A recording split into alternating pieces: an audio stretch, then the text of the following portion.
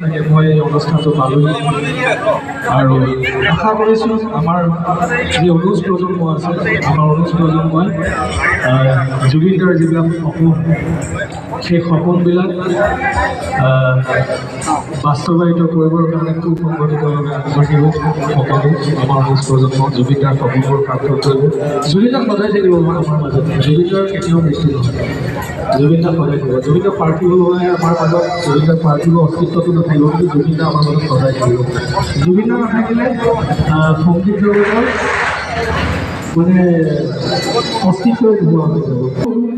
দেখা পালো তোমাৰ ছবি ধৰা দিলা গোপনে তুমি যেমন সুকাল নিহৰে